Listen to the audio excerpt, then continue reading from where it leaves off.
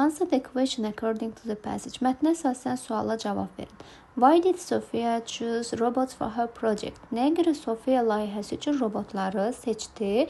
Bu sualımız müsahibə götürən şəxs tərəfindən verilmişdir ki, bu iki layihən robotlar haqqındadır və nəyə görə? Nəyə görəsində isə Sophia qeyd edir ki, because robots are becoming a big part of our lives. They can help people at home, hospitals and even space deyə.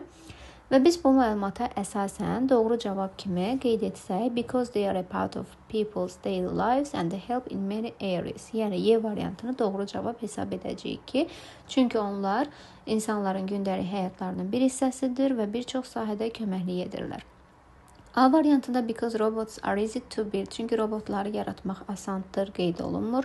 Because she read about them in a book. Çünki o kitabda onlar haqqında oxuyur. Because they are dangerous. Çünki onlar təhlükəlidir.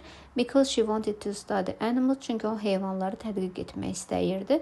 Və qeyd etdiyimiz məlumata əsasən doğru cavabımız düzgün hesab olunur.